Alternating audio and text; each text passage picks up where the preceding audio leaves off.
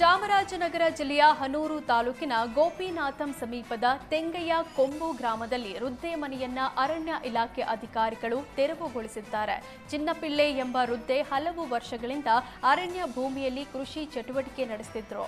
ಇದೀಗ ವಾಸಿಸಲು ಮನೆ ನಿರ್ಮಿಸಲು ಮುಂದಾಗಿದ್ದಾಗ ಅರಣ್ಯ ಅಧಿಕಾರಿಗಳು ತಡೆದು ಏಕಾಏಕಿ ಕೆಡವಿದ್ದಾರೆ. ಈ ಘಟನೆಯ ವೇಳೆ ಗ್ರಾಮಸ್ಥರು ಸ್ಥಳಕ್ಕೆ ಧಾವಿಸಿ ಅಧಿಕಾರಿಗಳ ವಿರುದ್ಧ ಆಕ್ರೋಶ ವ್ಯಕ್ತಪಡಿಸಿದ್ರು. ಇಂದೋ ನಾಳೆಯೋ ಸಾಯುವ ಮುದುಕಿಗೆ ಬದುಕಲು ಮನೆ ಕಟ್ಟಲು ಅವಕಾಶವಿಲ್ಲ. ಆದರೆ ಇದೇ ಅರಣ್ಯ ಭೂಮಿಯಲ್ಲಿ ರೆಸಾರ್ಟ್ ನಿರ್ಮಿಸಲು ಅಧಿಕಾರಿಗಳು ಅನುಮತಿ ನೀಡುತ್ತಿದ್ದಾರೆ. ಇದು ಎಂತಹ ನ್ಯಾಯ ಅಂತ ಸ್ಥಳೀಯರು ಕಿಡಿಕಾರಿದ್ರು. ಮಹಿಳಾ ಕೆಎಸ್ ಅಧಿಕಾರಿ ಸಹೋದ್ಯೋಗಿಗಳಿಂದ ಕಿರುಕುಳ ಆರೋಪ ಕೇಳಿ ಬಂದಿದೆ. ಈ ಬಗ್ಗೆ ರಾಜ್ಯ ಮಹಿಳಾ ಆಯೋಗಕ್ಕೆ ಕೆಎಸ್ ಅಧಿಕಾರಿ ಎಚ್ ಪುಷ್ಪಲತಾ ದೂರು ಕೊಟ್ಟಿದ್ದಾರೆ. ಮಾನಸಿಕ ಹಿಂಸೆ ನೀಡುತ್ತಿರುವ ಅಧಿಕಾರಿಗಳ ವಿರುದ್ಧ ಕ್ರಮಕ್ಕೆ ಒತ್ತಾಯಿಸಿದ್ದಾರೆ. ಮಹಿಳಾ ಅಭಿವೃದ್ಧಿ ನಿಗಮದ ವ್ಯವಸ್ಥಾಪಕ ನಿರ್ದೇಶಕ ಎನ್ ಮಹೇಶ್ ಬಾಬು, ಐಸಿಡಿಎಸ್ ಜಂಟಿ ನಿರ್ದೇಶಕ ಬಿಎಚ್ ನಿಶ್ಚಲ್ ವಿರುದ್ಧ ದೂರು ದಾಖಲಾಗಿದೆ.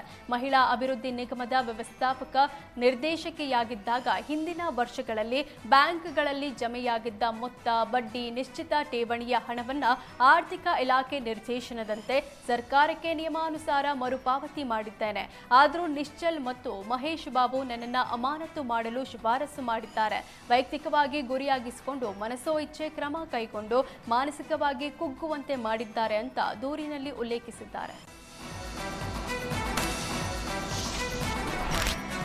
ರೇಣುಕಾಸ್ವಾಮಿ ಕೊಲೆ ಕೇಸ್ನಲ್ಲಿ ಜೈಲು ಸೇರಿರುವ ದರ್ಶನ್ ಕ್ವಾರಂಟೈನ್ ಸೆಲ್ನಲ್ಲಿ ಇರೋದೇ ಸಂಕಟವಾಗಿದೆ. ಹಾಸಿಗೆ ದಿಂಬು ಕೊಡದಿದ್ರು ಕ್ವಾರಂಟೈನ್ ಜೈಲಿನಿಂದ ಶಿಫ್ಟ್ ಮಾಡುವಂತೆ ಮನವಿ ಮಾಡಿಕೊಂಡಿದ್ದಾನೆ.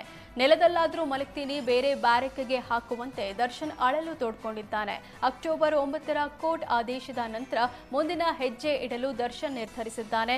ಮಾನವ ಹಕ್ಕುಗಳ ಉಲ್ಲಂಘನೆ ಅಂತ ಆಯೋಗ ಹಾಗೂ ಹೈಕೋರ್ಟ್, ಸುಪ್ರೀಂ ಕೋರ್ಟ್ ಮೊರೆ ಹೋಗಲು ದರ್ಶನ್ ನಿರ್ಧರಿಸಿದ್ದಾನಂತೆ.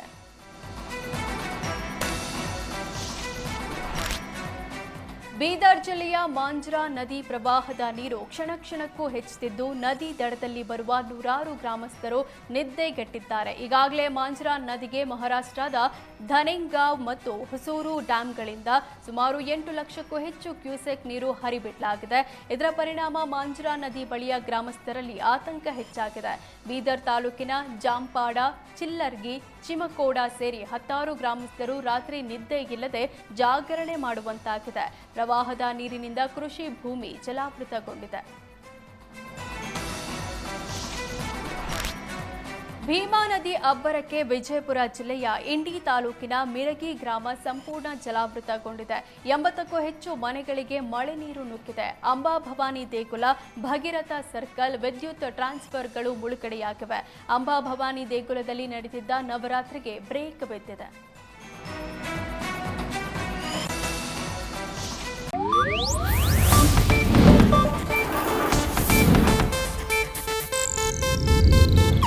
ಇದು ಏಷ್ಯಾನೆಟ್ ನ್ಯೂಸ್ ನೆಟ್ವರ್ಕ್ ಪ್ರಸ್ತುತಿ.